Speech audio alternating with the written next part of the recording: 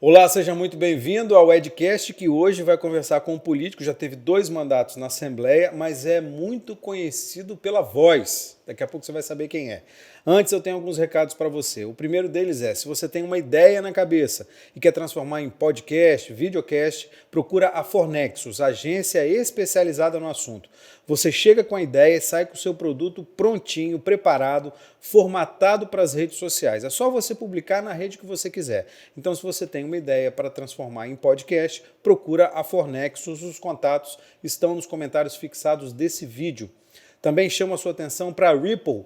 Use ripple.com.br. É uma marca de roupas aqui do Espírito Santo muito legal, roupas muito confortáveis, de muita qualidade e com preço muito legal. Você entra lá no site da Ripple, faz as suas compras, escolhe, coloca no carrinho lá camisetas, bermudas, roupa feminina. Você coloca lá no carrinho e na hora de pagar digita o cupom EDUCA20. Aí você tem 20% de desconto em todas as suas compras. Os contatos, o endereço da Ripple também está nos comentários fixados desse vídeo. E eu peço agora a você que está assistindo a gente que se inscreva no canal, é muito importante. Só clicar nesse botãozinho que está embaixo da tela aí, se inscreve no canal, aciona o sino das notificações, curte os vídeos, compartilha por aí, porque isso é muito importante para a gente crescer cada vez mais, para o canal crescer cada vez mais. Lembra você que a gente também está nas plataformas de streaming, no Spotify, no Apple Podcast, Google Podcast, todo lugar que você quiser ouvir o Edcast, você consegue aí. Então você vai fazer aquela caminhada na beira da praia, no calçadão, vai fazer aquela atividade física, é só colocar o Edcast lá no fone de ouvido que você vai conseguir ouvir as entrevistas que a gente fez, os bate-papos que a gente fez. E a gente também está na TV Ambiental, canal 525 da NET. Então a gente está espalhado por tudo quanto é lugar, não tem motivo para você não assistir o Edcast. Procura a gente que você vai se surpreender com as histórias que a gente tem para contar. E agora a gente conversa com ele, o dono da voz, Sandro Locutor. Tudo bom, Sandro? Ei, Edu, muito Oi, obrigado, vozeirão. amigo. Muito obrigado, né? Ouvir isso de você é muito importante para mim, até porque o seu trabalho na comunicação também é muito valioso para o Espírito Santo e é uma satisfação estar com um colega de profissão, né? E desejo pleno sucesso ao seu Edcast que está bombando aí, Vamos né? lá, vamos seguindo, vamos trabalhando.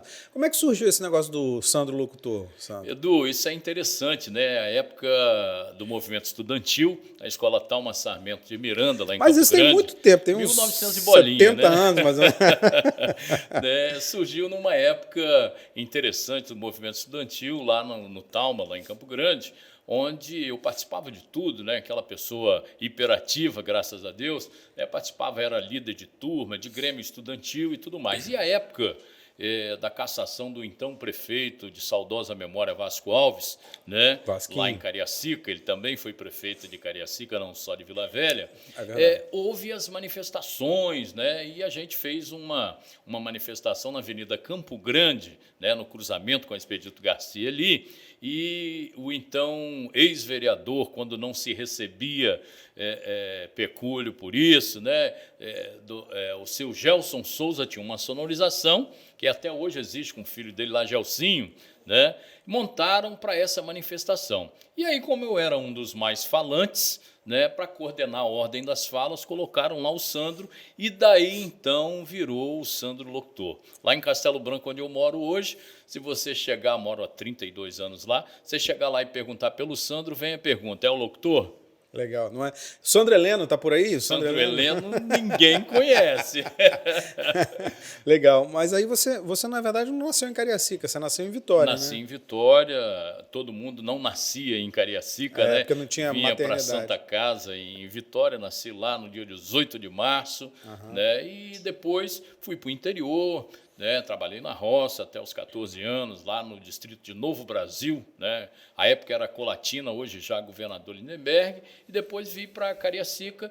Em Cariacica morei na Vila Capixaba, na rua Itapemirim, na Vila Capixaba, na rua Santo Antônio, número 1, no Cruzeiro do Sul, na rua Aparecida, em São Geraldo, e já radicado em Castelo Branco há 32 anos. Muita gente reclamando da violência na Vila Capixaba, né? Teve uma Infelizmente, fase né? braba lá. Infelizmente, essas últimas semanas foi muito, muito ruim. a incidência da violência grande, não só na Vila Capixaba, agora em Bela Aurora, Maracanã. Houveram Bela Aurora teve um caso aí dois feio pra latrocínios, né? caramba. Agora em Bela Aurora e Maracanã, em 2 semanas. Né? A incidência de violência está muito grande e a gente tem trabalhado junto com o governo do Estado, junto com o prefeito Euclério, que formalizou a guarda, né, municipal agora. Tá Era o único trabalhando. município da Grande Vitória que não tinha guarda, não era, Cariacica? Isso aí. E já vai para um novo concurso em breve também, para ampliar isso. Está trabalhando um parque de iluminação pública lá muito legal, porque iluminação também é segurança. A gente está irmanado lá para ver se contém isso, né?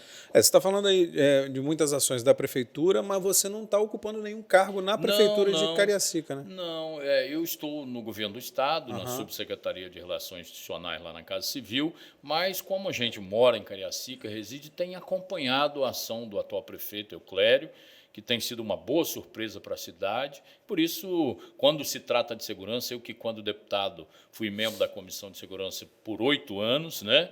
Acompanho muito. O Castelo Branco em si já foi taxado de Baixada Fluminense Capixaba. Hoje, graças a Deus, é um lugar habitável, vistas as ações de segurança pública. Transformou a nossa região, apesar de as coisas corriqueiras que o mundo acaba oferecendo aí, né? Sandro, você teve 2 mandatos na Assembleia, né? Foram 8 anos, você falou aqui, 8 anos na Comissão de Segurança, então foram os 8 anos que você teve na Assembleia, né? Em 2018 você resolveu dar um passo maior, né? Tentou ser a candidatura a deputado federal, né? Você viu que foi bem mais difícil, que você não conseguiu se eleger, né?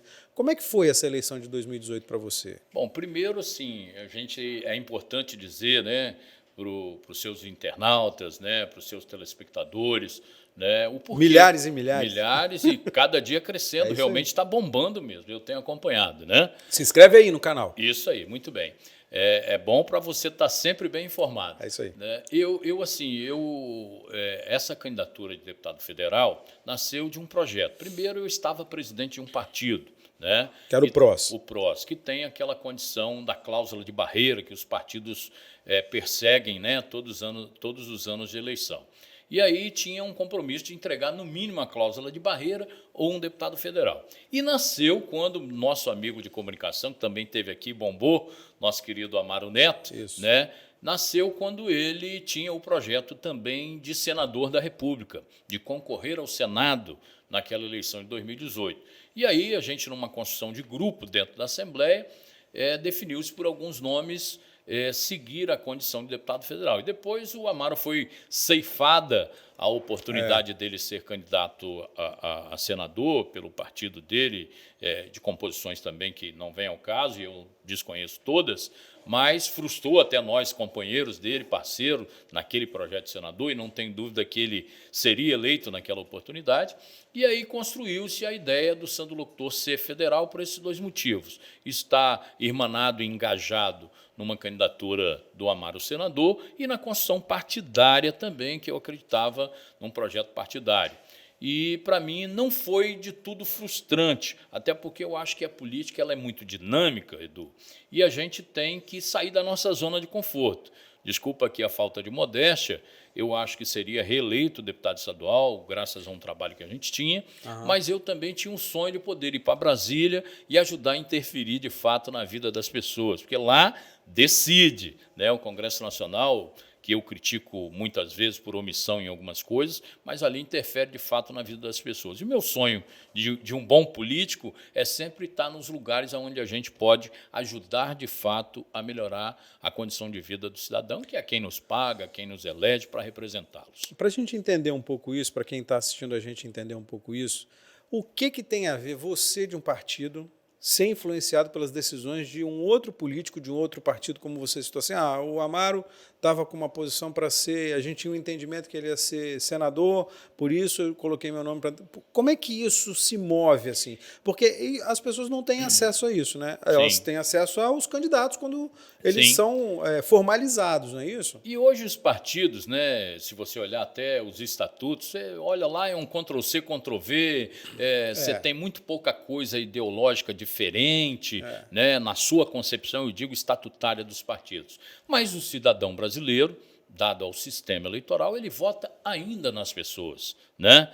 E aí o que acontece no mundo político? Quando há uma relação, igual nós éramos todos deputados estaduais juntos, então você cria grupos políticos, né? Grupo de pessoas que, em determinados momentos, independente do partido. E aí era um projeto coletivo, um projeto de ascensão de grupo político, e isso ocasionou essa possibilidade de eu disputar para deputado federal. Eu perdi a eleição com quase 30 mil votos, né? Sou agradecido ao cidadão capixaba por esse reconhecimento, mas quando o Amaro, só para completar a informação, quando o Amaro foi tirado da candidatura de Senado, ele até conversou comigo também, poxa, Sandro, agora você tem que descer, né, para ser estadual, porque eu vou acabar te prejudicando e tal, o nosso projeto não vingou, né, eu achei muito generoso até da parte dele a fala, né, visando a preocupação de que eu pudesse ficar sem mandato, mas eu tinha dado palavra, Edu.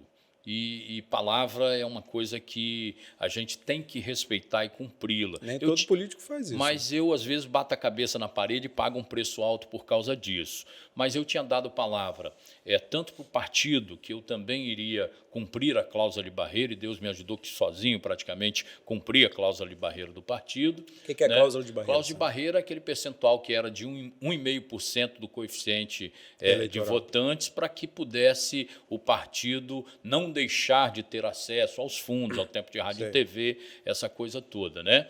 E isso eu cumpri. Eu tinha dado palavra para os pré-candidatos à época a deputado estadual que vieram para o partido, que eles não disputariam comigo a eleição de deputado estadual, né? Tinha também no grupo do governador Renato Casagrande dado a palavra que o partido iria para a coligação, que estivesse também com ele. Então tinha muita palavra envolvida. E eu só sobrevivo do meu nome. Eu cuido do meu nome, assim como eu cuido do meu Emanuelzinho, que tem 3 anos e meio, que está lá em casa agora, né? Então, o nome é tudo e eu prefiro, às vezes, pagar um preço mais alto e cumprir a palavra. Mas você ficou decepcionado com o resultado da eleição? Não fiquei, Edu. Assim, é claro que todo mundo que disputa a eleição, ele espera lograr êxito, ganhar uma eleição. Né? Mas as condições, né, você vê, o Amaro deixou de ser candidato ao senador, teve 35 mil votos em Cariacica, foi mais votado até pelo Ibope dele, pela harmonia com a população, as classes C, D e E, onde ele entra muito com a comunicação dele. O Helder já era um deputado, ex-prefeito por 2 mandatos, né?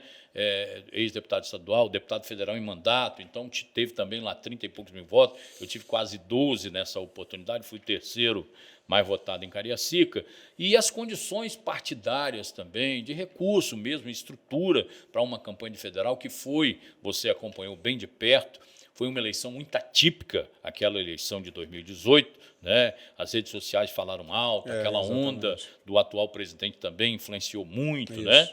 E tal, e aí a estrutura me faltou para que eu pudesse... Grana? Estrutura de grana, estrutura de apoio estrutural mesmo da campanha, né? Faltou perna, realmente, para que a gente construísse uma plataforma um pouco maior, porque eu também decidi, no último ano de mandato, se eu viesse já no mandato de deputado estadual, desde a reeleição, trabalhando o nome para federal, né, seria mais fácil. Como eu não o fiz, algumas pessoas já tinham dado palavra, até alguns aliados meus, né, para outros candidatos a deputado federal. Quando eu decidi um pouco tardiamente ser candidato a federal, algumas pessoas já tinham feito seus compromissos, isso dificultou. Você que teve dos dois lados, o que muda de uma campanha de estadual para deputado federal? A campanha de deputado federal, você vê, o cenário hoje no Espírito Santo, ele é muito difícil. Nós temos vários partidos com a redução do número de candidaturas, né? Está difícil montar as chapas, inclusive, né? E a campanha de deputado federal, ela é muito grande, porque você acaba tendo que trazer junto contigo várias candidaturas de estadual. Isso aumenta custo, aumenta a relação, aumenta dispêndio de ir e vir, de se deslocar, né, de estar, às vezes, no município no norte, hoje, amanhã, ter que estar no extremo sul, ou você está no noroeste, hoje tem que estar no Caparaó à tarde. Então, isso dificulta um pouco mais. A campanha de deputado estadual, ela é mais localizada. Por exemplo, eu estou num município que tem cerca de 300, 290, mais ou menos, mil eleitores, né? Quase 400 mil habitantes, mais isso. Então, ela fica um pouco mais localizada, né? Apesar de eu ter voto nos 78 municípios do Espírito Santo, né? Mas ela fica mais regionalizada. Então, você encurta caminhos, encurta idas e vindas, né? E também dispêndio é menor, dispêndio financeiro, grana para a campanha, porque tem a demanda. E a eleição de 2020? Como é que foi essa eleição? O que você tira dessa eleição? Porque você foi candidato a prefeito de Cariacica, acabou não passando para o segundo turno, mas teve uma intercorrência aí, quase morreu no meio do caminho. Como é que foi isso? Eu sou um abençoado por Deus, né, Edu? Né? Nessa onda de Covid, quando eu olho para trás e vejo 620 mil mortos, né? Eu fiquei 12 dias na UTI. Né? Você chegou a ser entubado? Não fui, graças ao meu médico particular, né? Que no 5º dia eu tive uma descompensação, a pneumologista queria entubar, o médico de origem... posso falar o nome dele aqui? Pode, à vontade. Doutor Gustavo Peixoto, que é um amigo pessoal, foi meu médico de origem. Eu comecei o problema 9 horas da manhã, 2 horas da tarde eu estava na UTI. Né? E ele me atendeu rapidamente. Né? E nesse 5º dia que eu tive uma descompensação lá na UTI, a pneumologista queria me entubar e ele pediu para que não o fizesse antes que ele chegasse no hospital. Né? E quando chegou, eu já tinha me recuperado um pouco mais e aí não houve a necessidade da intubação. Né? Isso foi uma coisa que eu me lembro quando começou. No popular você viu a avó pela greta, né? Eu acho que eu não estava conseguindo nem enxergar a vovó. Né? Tava complicada a coisa. Né? Muito quando é que complicado. você achou? Quando é que você falou assim, ih, deu merda? Edu, assim, do 3º dia na UTI, cara, eu já comecei, veio que é muito preocupante, Edu, e até eu deixo aqui uma palavra de incentivo às pessoas que, porventura, estejam no hospital passando por essa preocupação, que trabalhe muito o seu psicológico. O psicológico influencia muito, muito mesmo, né? Eu lembro-me que lá no 3º dia em diante, e eu estava na UTI, tinha muitos casos do lado, gente morria, né, e tudo mais. Eu me lembrei quando começou, que eu comecei a dar atenção à questão do Covid, foi quando na Itália, eles disseram lá, os profissionais de saúde... Isso foi em 2020, né? Isso aí. Final de 2020 isso que você aí. teve, né? Porque foi durante a campanha. Foi no período da eleição, né? Eu lembrei... lá quando eu comecei a dar atenção na Itália, que eles diziam que iam deixar as pessoas mais velhas morrerem para priorizar, e isso ficava na minha cabeça o tempo inteiro. Não dava para atender todo mundo. E isso ficava muito na minha cabeça isso. O psicológico vai abalando, e ali eu comecei a debilitar de fato. Né? Foi o 3º dia em diante... E tomaram o meu celular, a campanha tocando do lado de fora, eu preocupado com meu filhinho Emanuel e as minhas filhas, Bruna e Thalia, né? Poxa, será que eu não vou ver mais os meus filhos? Desesperador. É uma coisa desesperadora, mas assim, Deus me deu a oportunidade. Eu perdi uma eleição, mas ganhei uma vida, que é uma vitória muito maior. Porque quando você foi internado, você estava em primeiro nas pesquisas, né? Estava liderando as pesquisas, e isso eu digo, né? Eu perdi a eleição no dia da eleição, em virtude dos 12 dias de UTI e 20 dias me arrastando. Mas né? Você acha que isso fez diferença mesmo? Fez diferença porque eu saí da rua, eu saí da articulação, eu não tive tempo para ir de encontro ao cidadão, falar dos nossos projetos, das nossas propostas. Né? O povo estava entendendo que o Sandro era aquele garoto lá do Castelo Branco, com vida em Cariacica de fato. Eu também fui vereador lá, né, na cidade, tem um histórico na cidade bom, graças a Deus. Né? A população estava entendendo, mas quando o Sandro sai, apesar de um problema de saúde, que sensibilizou até muitas pessoas, mas você sai das articulações. Eu não tive também como montar a estrutura como a gente planejou, eu não tive como ir de encontro às pessoas. Pra você ter uma ideia, está aqui o Vinícius, um assessor aqui, né? Eles amarraram uma cadeira no trio elétrico para que eu regulasse aqui o microfone, levantasse, dissesse que era o Sandro Locutor, candidato a prefeito de Cariacica, mas eu não aguentava ficar em pé. Mas assim, eu tive Covid também, né? Assim, um período depois você fica fraco, não consegue falar, você que estava conseguindo falar, porque você tem um vozeirão danado, né? Aí na hora de falar lá, tinha essa força, como é que era? Como é que Rapaz, respirava Ofegante, regulava o microfone o mais grave e alto possível, né? E falava, sou Sandro Locutor, candidato a prefeito e tal, e sentava, o povo querendo cumprimentar às vezes,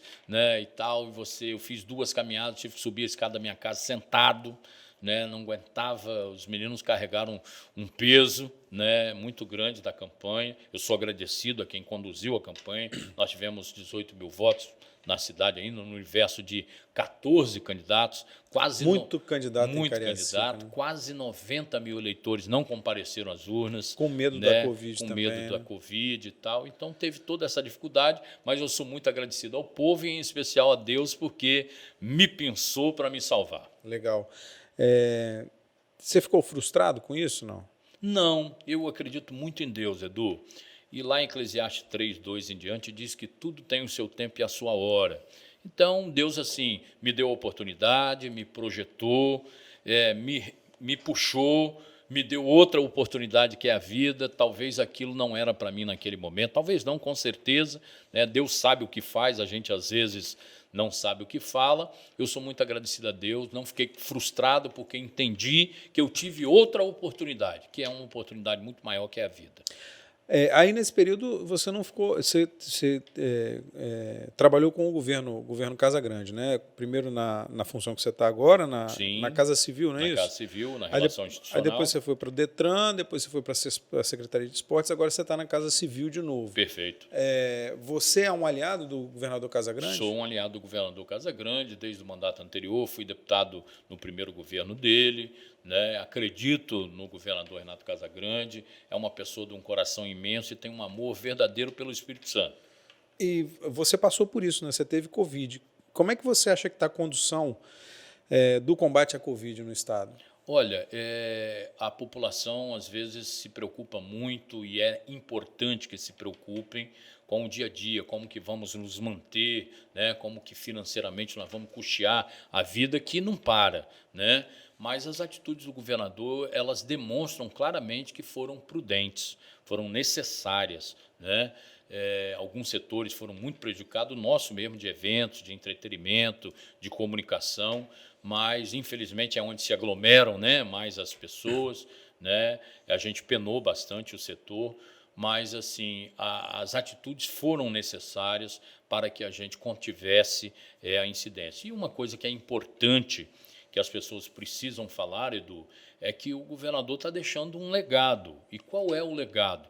Nós tínhamos aí a deficiência de leitos, né, muito grande no Espírito Santo. Então, o governador não optou pela aventura de hospitais de campanha, aquelas coisas folclóricas, né? Ele ampliou esses leitos nos hospitais já existentes, ao longo do estado, não só na região metropolitana, né? E isso está ficando aí para as cirurgias eletivas que são necessárias, demandas que tem muito grandes no dia a dia, das doenças que existem aí, que carecem de um atendimento mais célere por parte do governo. Então, esse legado está ficando. E, às vezes, isso não é perceptível para toda a população, né? A gente fica ansioso, realmente é muito difícil, né, você pagar as contas, né, que se acumulam no dia a dia, mas eu acho que o bem maior que a gente tem é a vida e eu acho que as atitudes dele foram prudentes. Você assumiu compromissos de apoio com o governo do Estado, pelo seu partido, pelo PROS, fez parte do grupo da composição partidária que o governador usou para se eleger. Você foi candidato pelo partido também, mas teve um contratempo aí nesse caminho, né? Você está ainda no PROS, como é que está a sua relação com o PROS? Você se sente traído pelo PROS? Me sinto traído pela executiva nacional do partido, até porque, como eu disse outrora, que eu abdiquei de uma reeleição de deputado estadual que estava teoricamente tranquila, né? Iríamos trabalhar com chances reais de ser reeleito para cumprir uma cláusula de barreira do partido, para fazer com que o partido não perdessem, né, as condições nacionais que são otorgadas aos partidos que atingem a cláusula de barreira. E num momento agora bem recente, o partido interveio aqui no partido, na estadual, me tirando da presidência, colocando uma pessoa, e na realidade assim, não foi construído isso, eles me comunicaram. Então eu achei que o partido faltou com respeito comigo, eu saí no dia seguinte da intervenção, tirei e estou tirando quem são os meus aliados que ainda estejam no partido, porque eu fiquei frustrado com o formato, né? Eu acho que tudo construído, que tudo dialogado é palatável, né? É aceitável. Mas a imposição, depois de eu ter sido um soldado do partido pronto para o fronte, né, de me colocar à disposição, eu realmente me senti traído, mas isso, infelizmente, faz parte de uma má política que existe aí de bastidores. Surgiram agora inimigos políticos do Sandro Locutor? Eu não digo inimigos, mas adversários mais contundentes. Quem são? O deputado Renzo, que foi o autor disso. Renzo Vasconcelos. Renzo Vasconcelos, ex-prefeito de Cariacica Junim. Me disseram que o presidente da Assembleia, Eric Musso, também teve participação nisso, eu quero crer que não, mas assim, o desenho foi praticado a várias mãos, e isso é ruim. Vai ter volta? Não, eu não sou o cara que olha pelo retrovisor. Eu acho que o bom político, a pessoa que está para servir o povo, tem que olhar para frente. Só que não terá volta, porém terá um olhar diferenciado para esses atores. Para 2022 você está firme e forte. Vai voltar para a campanha, vai voltar para a rua, agora está no Solidariedade, não é isso? Solidariedade, isso. Você é pré-candidato a deputado estadual? Estou na condição de pré-candidato a deputado estadual, estou começando a conversar com a população, ouvindo, ver se a gente tem a oportunidade de voltar por onde a gente passou nos 8 anos como deputado estadual. Eu tenho visitado as pessoas e as pessoas dizem, graças a Deus, que a gente tem credibilidade, que eu sou um cara que trato pouco, mas cumpro, e isso está me animando novamente a construir um projeto, até porque eu gosto da danada da política. É como se diz, é uma cachaça esse negócio. E por onde você quer ir? Qual a marca que você quer imprimir para a sua campanha em 2022? É segurança, é saúde, é educação? Você tem alguma bandeira específica? Eu militei sempre na segurança, até por começar lá no meu bairro Castelo Branco. Fui fundador do Conselho de Segurança da região. Hoje nós temos uma sede de companhia lá. A segurança eu vou defender sempre, porque a gente depende dela, né? O ir e vir nosso depende muito da segurança pública. Eu tenho um trabalho também muito filantrópico com Pestalozes, com entidades que desenvolvem trabalhos sociais importantes. Gosto muito do esporte, né? Tenho atuado muito com o segmento esportivo do Estado. A educação é fundamental. Eu fui um dos grandes defensores desse projeto Qualificar ES hoje, né? Defendi com muita força na Assembleia os professores do Vasco Coutinho, que é uma escola de excelência, né? Tem um quadro técnico excepcional, e lá, de forma embrionária no passado, eu defendi muito esses cursos qualificantes, né? E é uma das bandeiras que eu também vou defender. E como eu sou, ao longo das minhas eleições, eu sou muito bem votado no Espírito Santo todo, eu tenho um trabalho muito grande também com as associações de produtores no interior do Estado. Então, são bandeiras que a gente vai defender, né? Microempresa, produtores rurais, trabalho filantrópico, segurança pública e educação com qualificação profissional. Esse é por onde eu circulo. Os seus mandatos foram 2014 até 2014, 2010, 2014 e 2014 2018. Isso. Então, fui vereador de 2005 a 2008 lá em Cariacica. Então você está a um mandato longe da Assembleia, né? Perfeito. De fora, o que você vê na Assembleia hoje que você acha que precisa mudar? Olha, na realidade, a Assembleia ela tem sido muito presente, um pouco mais. Eu estou dizendo nesse sentido desse período de pandemia, que as sessões elas foram híbridas, né, um pouco não tão com público participando dentro da Assembleia. A Assembleia tem sido muito presente nas discussões. Mas o que a Assembleia tem que mudar, e eu, quando fui presidente nacional das Assembleias e dos Deputados do Brasil, a gente defendeu muito isso, é ampliar o seu poder de decisão. O poder legislativo, ele é o primeiro poder, vamos dizer assim, e tem que se colocar como posicionar de fato, tem que se posicionar de fato como um poder institucional. Os poderes têm que caminhar de forma harmônica, mas independentes. Então, a gente não pode, apesar de ser aliado, você também abrir mão, né, de suas prerrogativas. Eu briguei nacionalmente para que os deputados estaduais do Brasil eles tivessem maior autonomia constitucional para poder de decisão. O deputado estadual ele é muito limitado entre vereador e o Congresso Nacional, né? A gente tem um campo muito limitado de decisão, de projeto de lei. Então, muitos deputados produzem um número elevado de propostas, mas elas morrem por vício de competência, por inconstitucionalidade e tal. Então, o deputado tem que brigar, e isso eu voltarei a fazer na Assembleia, brigar para que a gente tenha um maior poder de decisão para ajudar um pouco mais, porque tem temas relevantes lá no Congresso Nacional que dormitam e que poderiam ser decididos aqui nas assembleias no Estado do Espírito Santo, nos estados do Brasil. Então, o que precisa é os deputados se posicionarem um pouco mais diante das suas prerrogativas e brigar para que possam produzir cada dia mais em favor do cidadão. Tem alguma coisa que está na agulha? Se você for eleito deputado estadual, qual o primeiro projeto que você vai propor? O que você acha que precisa mudar imediatamente? Alguma área que precisa mudar imediatamente? Olha, Edu, eu sinceramente eu acho que o setor de segurança pública tem que ter uma atenção um pouco mais especial. Né? Uhum. E aí, o que eu quero dizer isso até para vocês, amigos das forças de segurança, o governo tem estruturado as polícias, né, com viaturas, com estrutura de armamento, de proteção, né, com estruturas imóveis das unidades e tudo mais. A gente precisa entrar num trabalho, depois daquele trauma de 2017, a gente precisa entrar num trabalho importante de valorização do maior bem das forças de segurança, que é o ser humano.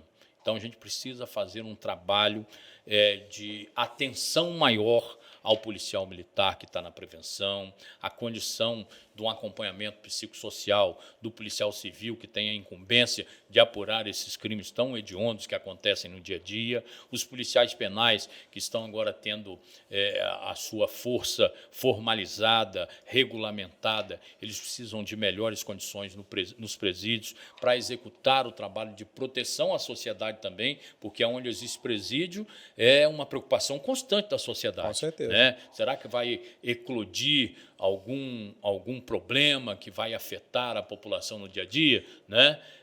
Isso é uma preocupação que eu vou ter sempre com a segurança pública, que é o que assegura o direito de ir e vir para a população. Greve de 2017 que você citou aí, de quem foi a culpa daquela greve? Ali, lamentavelmente, foram vários os culpados. Né? O direito de pleitear era legítimo, o governo tinha até então alguns canais abertos de diálogo, os familiares que se colocaram à disposição, melhor dizendo, dos policiais para fazer a reivindicação estavam pouco orientados do que era pleito unificado das forças. Né? Ali tinha uma discussão, eu me lembro que nós recebemos os familiares e alguns líderes, né, daquele movimento, na Assembleia Legislativa, em 22 deputados estaduais, e nos colocamos à disposição para intermediar junto ao governo as negociações que ali eram pleiteadas. Mas ali tinha uma desconexão de pleito. A minha companhia almeja isso, o meu batalhão quer isso, então não era um pleito unificado. Cada um queria uma coisa diferente. Cada um queria uma coisa diferente, você sabe, a gente pleiteia 10 e nunca consegue lograr êxito com os 10. E ali faltou habilidade de líderes, né? Faltou uma sensibilidade do governo, né?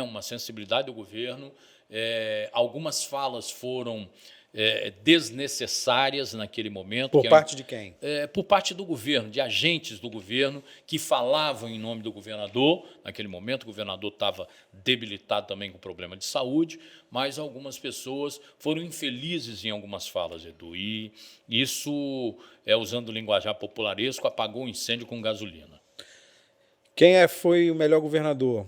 Você pegou 2, né? Pegou o Renato Casagrande no primeiro mandato, lá em 2010 a 2014, e Paulo Hartung de 2014 a 2018. Quem foi o melhor gestor dos dois? Eu considero os dois ótimos gestores. E eu, para ser aliado de um, eu não preciso ser desafeto de outro. Né?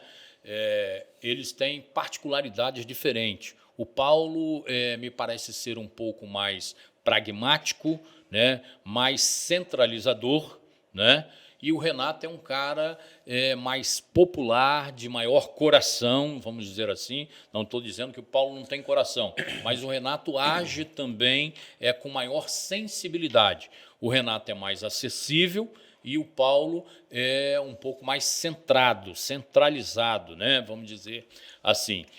Os dois são excelentes gestores, até porque o Espírito Santo está aí há 3, 4 governos com nota A na questão econômica, com estabilidade, sendo um estado pequenininho entre os 3 maiores do país, mas tirando como um todo, eu considero o Renato um melhor gestor ainda por causa da sensibilidade e da acessibilidade.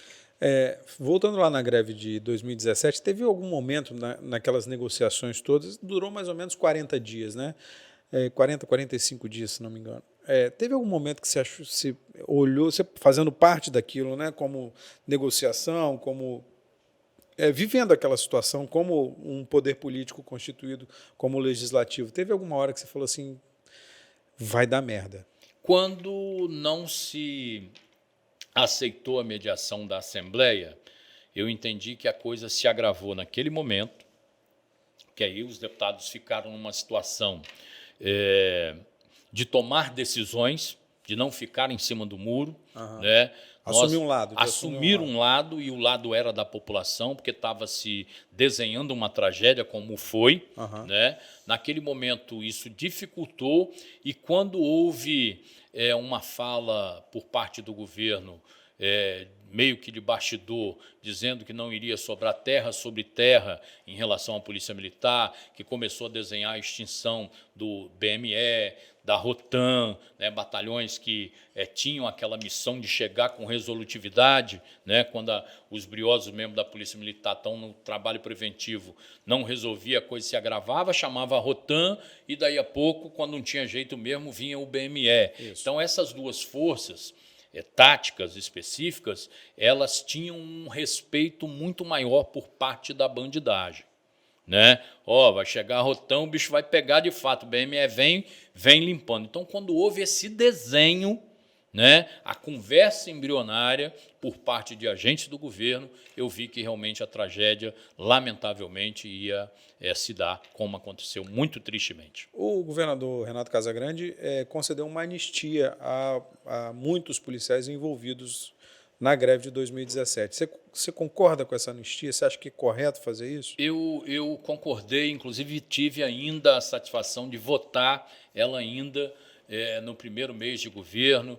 Né, o governador convocou extraordinariamente a Assembleia, o nosso mandato termina em janeiro, né, e eu ainda tive a satisfação de votar a anistia, porque lá naquele momento, tomando posição, né, em favor da sociedade, nós votamos aquelas questões governamentais para dar uma estancada, uma paralisada naquele movimento, mas eu entendo que a forma abrupta, e eu me lembro bem que eu bati muito no coronel Newton, no dia que ele assumiu a Secretaria de Segurança, eu fiz um discurso muito duro na Assembleia em relação a ele, porque isso era um posicionamento dele, né? Foi uma ideia, a meu ver, dele para o governo tomar essa decisão de extinção desses batalhões, o que aflorou a guerra individual muito maior, o desafeto da Polícia Militar para com aquele governo.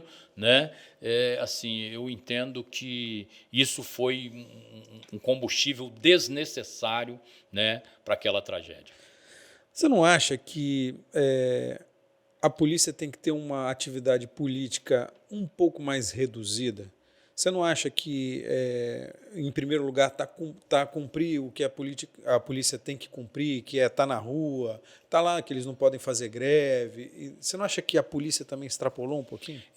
Como eu disse aqui, né, eu não fico no muro, eu disse que o erro foram de vários atores. Né, os representantes, à época das Forças de Segurança, também pecaram muito nisso.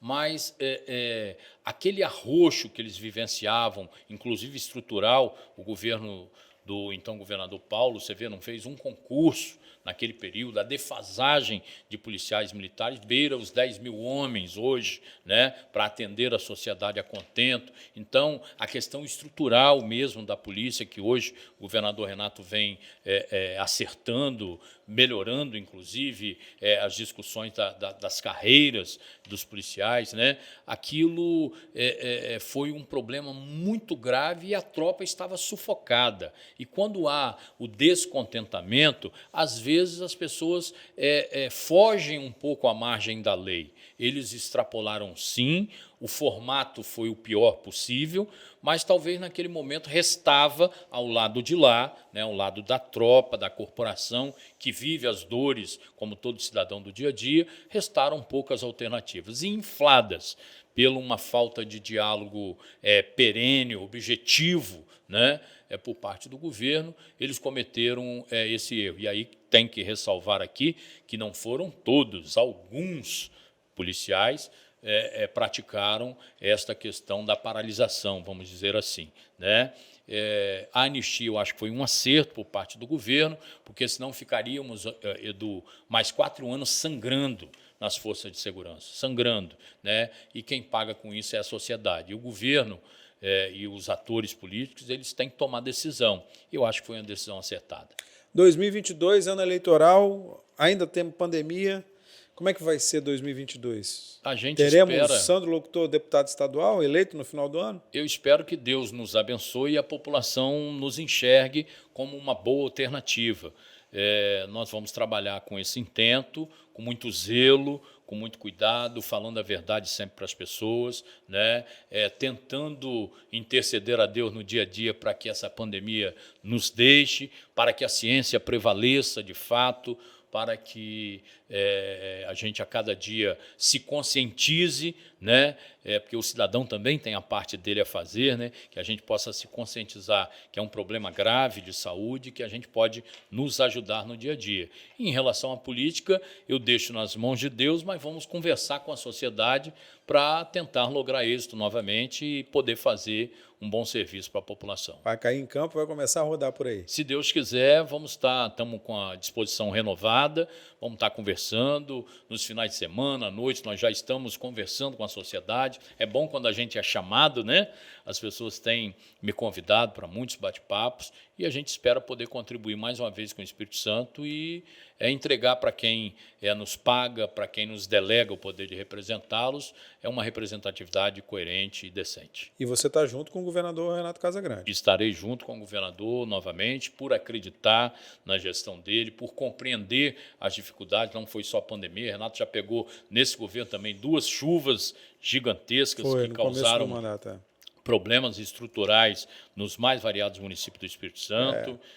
Agora, mais recente, algumas chuvas também prejudicaram aí outros municípios e ele tem dado resposta a isso. O Estado está equilibrado, né, Edu? A gente tem acompanhado em detrimento de tantos outros estados maiores, economicamente superiores ao Espírito Santo, mas o Estado está organizado, tem um poder de investimento muito grande ainda este ano, no último ano de governo. O governo ainda está investindo muitos recursos na educação, na área de infraestrutura, né, tem dado atenção às carreiras aí, apesar de não entregar tudo que as carreiras almejam, mas tem feito um estudo de viabilidade financeira para amparar as carreiras conforme o cofre do Estado permite, né, com responsabilidade. Algumas atitudes antipáticas até têm que ser tomadas para que o Estado não caia no descrédito e a gente acredita que, por mais 4 anos, o governador possa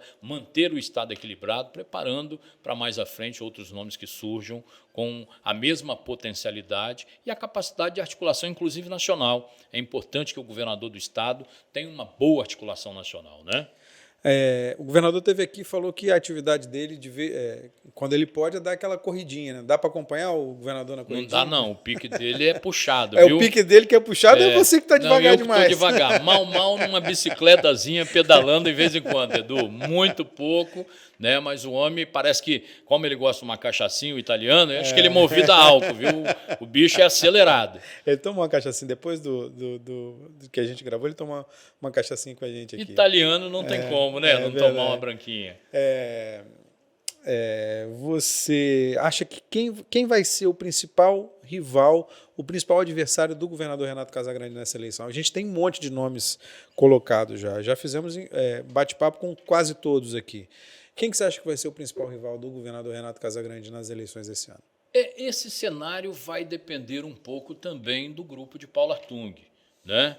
Por quê? Porque, teoricamente, política é muito dinâmica, teoricamente, o grupo de Paulo é um grupo de oposição ao governo, né? E em torno dele gravitam alguns nomes, né? Que alguns eu acho que não têm solidez, mas um ou dois pode ser o nome. Eu acho que não tem solidez o nome do Eric, eu acredito, nesse contexto.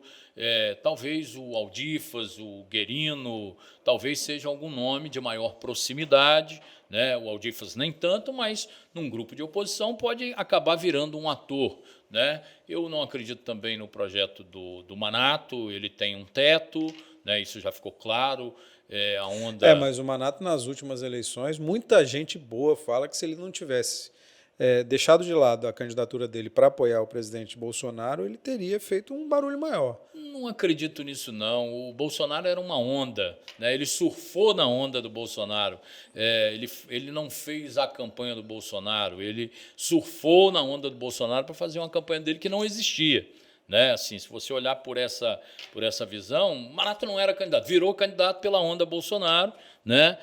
E eu falo do Manato com muita tranquilidade, gosto dele como pessoa, já o ajudei para deputado federal lá atrás, mas eu acho que fica muito restrito a esse movimento do Bolsonaro hoje, que nacionalmente ele desenha-se estar em declínio, né? Apesar de no Espírito Santo ele ter sido muito bem votado, é um presidente que, a meu ver, se falasse um pouco menos, seria um melhor presidente, né? E eu falo porque votei nele, não tem problema também de dizer. Votei nele, mas hoje eu já penso o voto na reeleição, né? Eu tenho um desenho que eu fiquei frustrado por ele já ser um deputado de 28 anos de Congresso, né? Uhum. Eu esperava que fosse realmente um presidente um pouco mais firme e contundente em favor do país. Tem coisas positivas, tem coisa negativa, como todos os políticos, mas eu, voltando a falar de Manato, né, eu gosto dele enquanto pessoa, mas acredito que o projeto está muito preso, atrelado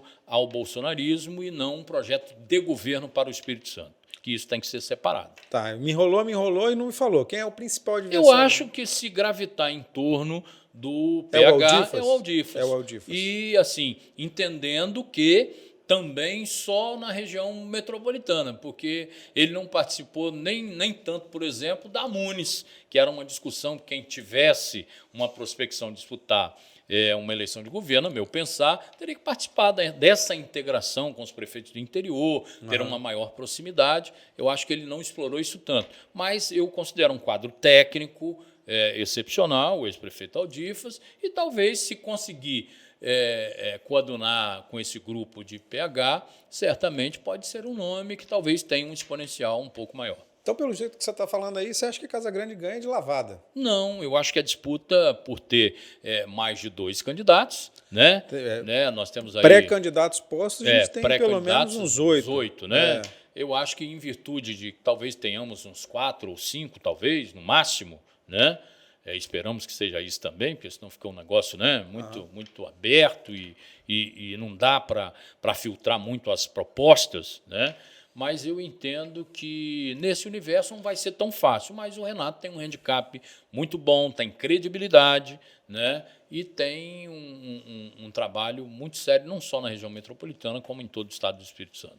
Presidente, vai votar. Você falou que não vai votar em Bolsonaro, vai votar em Lula? Não, em Lula jamais. Eu não voto, não tem problema de dizer isso. Eu acho que o primeiro governo do presidente Lula foi excepcional, entendeu? Mas, a partir daí, o Partido dos Trabalhadores começou a dominar o governo, né, naquela oportunidade e lamentavelmente, causou as mazelas que o país vivencia hoje. Eu acho que teve os pontos positivos, mas a partir do segundo governo do presidente Lula, eu me decepcionei também, entendeu? Lula de jeito nenhum? Não, é muito difícil eu votar no Lula. Pô, você falou que não vai votar no Bolsonaro mais, não vai votar em Lula? Falei que no Bolsonaro eu penso o voto para a reeleição. Mas se eu fosse votar hoje, eu não tenho problema também, não fico no muro, talvez eu votasse no Moro. No Moro? Na Isso, terceira via? Ciro isso, Gomes. na terceira via. Não, o Ciro, apesar de eu achar ele um bom ator, né, na política nacional, mas o Ciro, eu participei de um debate interessante, inclusive, que ele ganhou na última eleição de presidente, lá em Porto Alegre, no Rio Grande do Sul, né, onde ele ganhou o debate com 6 candidatos, estava o Meirelles, estava a Manuela, estava o Boulos, estava o Álvaro Dias, né, e tudo mais, e o Ciro saiu-se melhor. Ele estava marqueteiramente domesticado naquele dia, mas o Ciro eu acho que é muito impulsivo, ele poderia ser um líder talvez um pouco mais moderado e fosse talvez um nome importante, mais equilibrado. Talvez fosse um nome importante para o cenário nacional. Não vejo ele com chance também de ser presidente da República. Quem que você acha que vai chegar bem no final de 2022, assim? Para o cenário nacional? No cenário local e no cenário nacional. Quem que você acha que o grupo do governador Renato Casagrande se consolida? Você acha que tem espaço para uma divisão nesse grupo? Você acha que vai ficar mais pulverizado? Como é que você acha que vai ser? Nova política, velha política, todo mundo fala disso também. Novos atores, velhos atores voltam. Mas as pessoas elas vão renovar, sim. Mas eu acredito, Edu, que vão renovar também com conteúdo. Por isso que novos eleitos podem ser velhos atores, né? Então, essa dinâmica, eu acredito que nessa eleição ela vai se dar, né? Novos atores voltando para outros cargos, inclusive, né? Eu acredito que vai acontecer. O grupo de Renato ele vai se consolidar, sim, mas eu acredito que algumas outras fragmentações acontecerão, até pelo renovo natural, né? Daqui a pouco é o último mandato de Renato, então alguém também tem que se colocar para daqui a pouco estar posicionado para 2 vagas para o Senado, para um cargo de governador, né, novamente na sucessão do Renato. Então o grupo do Renato ele sai consolidado, eu acredito que vença a eleição de governador, alguns atores aí, deputados federais, senadores aliados, eu acredito que tenha essa condição, né? Mas vai fazer, acredito, a maior parte da bancada na Assembleia, mas alguns fragmentos vão começar a surgir visando a sucessão dele lá na frente. Mas você acha que não tem uma quebra brusca dessa vez? Eu acredito que ainda não. Vai ser gradual? Eu acho que vai ser gradual, né? Até porque, se você olhar as forças partidárias, quando você pulveriza demais também, você gera um pouco de desconfiança, né, por parte do eleitor. Por que 5, 6, 10 candidatos, né, e tudo mais? Então, assim, eu acho que o grupo mais consolidado ainda será o do Renato. Sandro Locutor, vem quente em 2022. De Deus abençoar. Com a bênção de Deus, vamos para dentro. É isso aí, Sandro. Valeu, obrigado pela conversa, obrigado pelo papo. Meu amigo, eu que agradeço, desejo sucesso para você, Edu. Para nós. Você que é um exímio profissional de comunicação, tem uma carreira brilhante e no que a gente puder também ajudar no projeto aí, na interlocução, estou à disposição, né? Porque é importante a gente ver projetos de comunicação de pessoas de bem alcançando sucesso. Legal, Sandro. Valeu.